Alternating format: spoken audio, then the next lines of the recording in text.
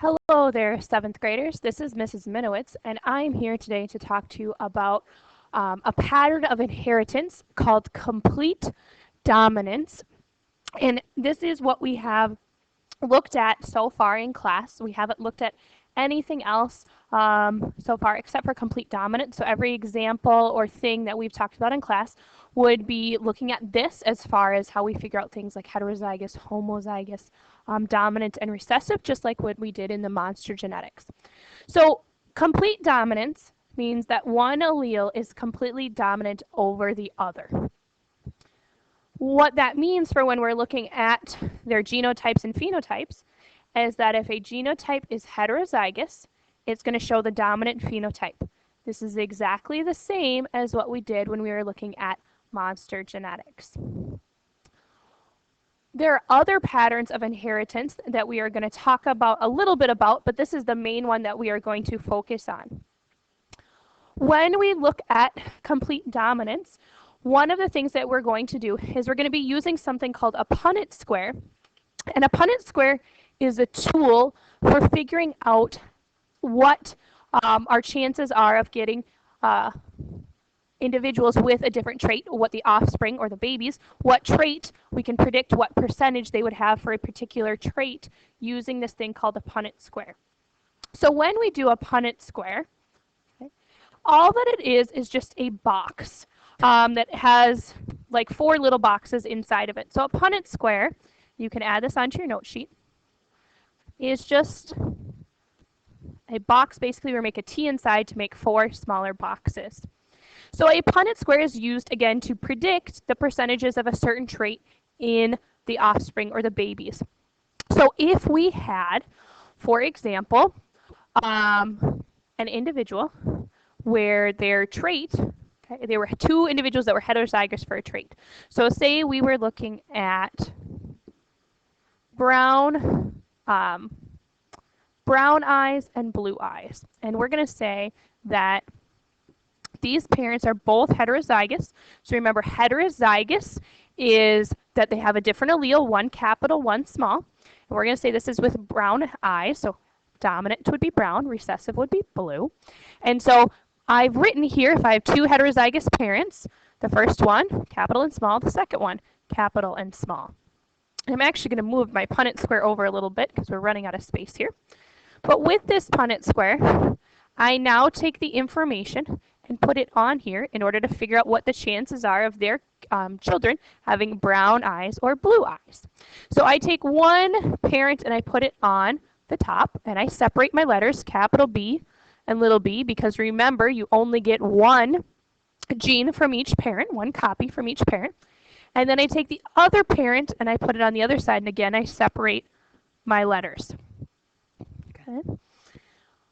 So how a Punnett square works is I just take the letter from the top and the letter from the side. So the first box, I'm going to write capital B, because I have 2 dominant traits that are shown here. One I got from mom and one I got from dad. In this next box over here, though, I'm going to write capital B and little b. And the reason why I write it like that is I got one small allele from mom and a big B allele from dad. Same thing goes in this box below here. I drag down the capital B and across the small b. And then in the last box here, we have 2 little b's. I got one from mom and one from dad. Okay, my Punnett square is filled in, and now I just need to learn how to read it and what that means. So if I look at the genotypes, I have 3 different possible genotypes. I have capital B, I have capital B, and then I have little b. They are not all equally likely though. Okay? So my Punnett square box, inside it, has 4 small boxes. So each of those boxes stands for a 1/4 chance of that happening. So big B, little b, or excuse me, big B is in one of my 4 boxes. So 1/4 chance of that happening, which is 25%. Big B, little b, okay, is where I get 2 of those 4 boxes. I get 2 out of 4, or 50%. The little b box, I have only one of the four boxes, so that is 25%. Those are the genotypes. But what I really want to know is what are the chances that their offspring are going to have brown eyes or blue eyes? Well, if we say brown is dominant, both of these two here are going to show the dominant phenotype because they both have a capital B. In this case, it would be brown. So for our phenotypes, we are going to say that we would get 75% brown because 75% of the boxes, or 3 out of the 4 boxes, have a capital B in them. The remaining one box, where we have the 2 little b's, we're going to say 25% blue. 25% blue, because there's only one box where we just have the 2 little b's there and no dominant phenotype. So this is a basic overview here where you're looking at how our complete dominance type of problem might work. On the rest of this sheet, you have some practice problems that help you to first write the phenotype, or write the genotypes, excuse me. How do I get capital or small letters? How do I write that? And what does that look like? And then later on, it's going to move into the questions where you actually use the Punnett square. So what I would like for you to do right now is to pause the video, go through, and then try to answer questions 1 through 8. You're not even going to be doing any Punnett squares there, but it's going to get you to some information where you're making sure you understand this whole idea of dominant and recessive and how to read what that's going to look like. So I want you to go ahead, pause the video, and then take some time to go through and do that. All right, now that you've had a chance to go through and take a look at those, I'm going to go through how to answer questions 1 through 8. Remember, it's super important that you try this on your own first and then check your answers. If you just go through and fill out the answers, you're not going to know if you really know it or if you're just following along with it. And it's going to be much harder for you when you get to the test because you're not going to be exactly sure here. So for 1, it says capital B is a gene for brown eyes. The person homozygous for brown eyes is what? How are we going to write a genotype for that?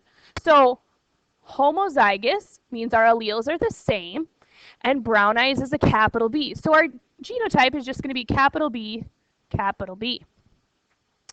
For number 2, it says that little b is a gene for blue eyes. A person homozygous for blue eyes has the following genotype. Well, homozygous again means the same. We have a little b here, so we'd write 2 little b's. For number 3, it says from the information above, which gene would appear to be dominant, blue, brown or blue? And for this, you need to go back to what we did with the monster genetics and remember that we always represent a dominant gene with a capital letter. So if we look here, capital B is brown, therefore the dominant trait here would be brown. Number 4, given a person with a genotype, capital B, little b, what color would the eyes be? Well, remember here, we have one of the dominant and one of the recessive traits, genes, excuse me. As long as we have at least one of the dominant, that's going to show up. And if we look back here, remember our dominant trait was brown, so this person would have brown eyes if they had this genotype. Number 5 is a review of heterozygous, that word. Remember, heterozygous means that our alleles are different, so that's going to be represented by a capital and a small letter. So if you look here, we have capital A and little a, capital H and little h, and capital C and little c. Those are those are all examples of ones that have different alleles, a capital and a small. Those would all be heterozygous. Number 6, now we're going back here to homozygous. Remember, homozygous means that the alleles are the same. And when they're the same, we circle here, we have capital A, little h, and little c, little c. Number 7, in peas, round seeds are dominant to wrinkled. The proper symbols for homozygous round, homozygous, same, round, I look here, round is capital, so capital R, capital R. Proper symbols for homozygous wrinkled. Oh, I look over here, wrinkled is little. Homozygous is same, so you'd have two small r's. Proper symbols for heterozygous. Remember, heterozygous is different, so we would have one capital and one small. For number 8, in humans, the gene for curly hair is dominant over straight hair. Genotype, capital C, has the phenotype of what? Phenotype, remember, is what it looks like. So if I have two dominant traits for curly hair, or two dominant genes for curly hair, it is going to appear curly. If I have genotype capital C, little c, I have two different alleles, but remember, if we have the dominant, that always shows up, so you're going to get curly again, because there's at least one gene for curly. If we have genotype little c, we only have genotype or genes for straight hair, so we would end up with that appearing to have straight hair. And then if we had genotype little c, big C, which is not usually how we write it, but it could be written that way, as long as we have that one capital, that dominant trait, it is still going to appear curly here. Okay. So this is an overview. This is a lot of times the first step of a Punnett square question is we have to either come up with the genotypes, and then at the end we have to read the genotypes and figure out what that's going to look like. So these are some of our skills that we're going to be using as we move through Punnett squares. So when you move on to questions 9 and beyond, it is asking you to make your Punnett squares and write what is happening and how to do those. So the first steps here, they already give you the genotypes of the parents. It's a little bit easier because you already have that information. So you're just going to go through and make the Punnett square. So I'm going to do 2 of these for you, number 9 and number 10. This might be a great time to pause and see what you remember, or watch 9 and 10, and then you can complete the rest yourself. So if I are to complete the following Punnett squares, first I need to draw the Punnett square. Remember, I make a box and then just a T through it. I already have the genotypes of my parents, so I'm going to take one of those, put it on the top, one and put it on the side. Remember, we always split up the letters. And when we do that, we end up with big D's because that's what we have everywhere, and then we fill it in. So remember, I get one letter from the top, one letter from the side, and I combine them in the center of the box. So when I do that and I look at the final 4 boxes of my Punnett square, I get 100% capital D, capital D. Now, I don't know what this trait is. It doesn't tell us. But we at least know that this trait would continue to show up that both of the parents had. Right. I'm also going to show you number 11 here. So again, we draw our box, put the T in the center. That's the first step. We have the genotypes of the parents. Okay, I'm going to put one parent on one side, one parent on the other. I get capital F, little f. One parent. Oh, I wrote that backwards for you. Doesn't matter which side it goes on, but it did not match what I had written there for you. So here's my Punnett square. I have little f, big F, big F. Now when I put these together, I get a capital from this side and a small from this side. That's a really ugly looking F there. But I get one of each. So I get a capital and a small. And if I go through and I look at each box, I get a capital and a small in each one because I'm getting a capital from this side and a small from the top here. And if you look here, you would say I get 100% capital F, little f. Now I'd like you to go through, try to answer questions 11, 12, 13, and 14, because they're all asking you to do the same thing. Okay, all asking you to do the same thing.